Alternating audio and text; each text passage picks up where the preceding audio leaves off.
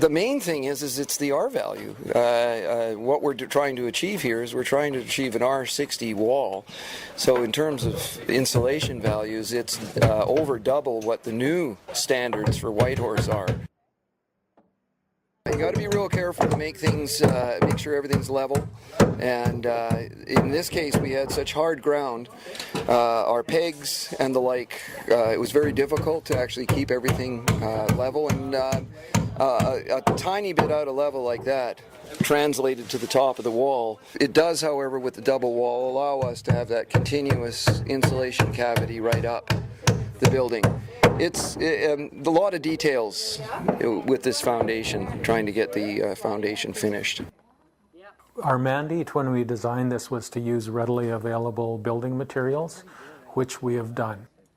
30 years ago, you may have an R12 wall insulation and an R20 attic insulation and no insulation in the foundation floor. Today's R2000 houses are 2x6 exterior wall with normally 2x3 horizontal strapping inside.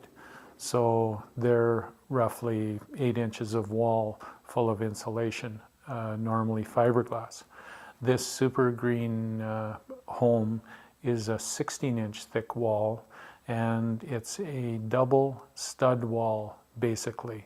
Now, the easiest, most economical way we've found so far to do it is with a Larson truss, which is just a flat truss turned on edge, therefore giving you a 16-inch cavity, which we fill with cellulose insulation.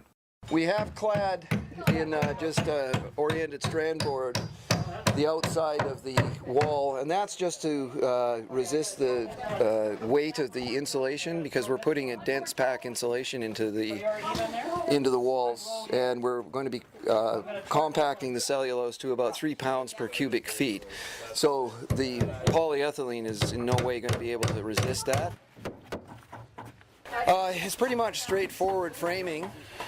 Except in this case what we're doing is we're putting and suspending the floor from the sides of the walls on joist hangers on either end, and bearing on top of, in this case it's a pony wall that's got the 5/8 fire guard for a firewall, so it doubles for fire guarding and soundproofing. The biggest plus of this design is super insulation. Keep it super warm. And we found through our research that it's not as sexy as using photovoltaic or using a windmill on the roof, but dollar for dollar, the biggest bang for your buck is just by adding insulation. It's a one-time capital investment, and it will pay you for the life of the home. Now, because oil is not going to go down in price, you will continue to save a larger amount every year you own that home. It's a one-time investment, and it's there for life.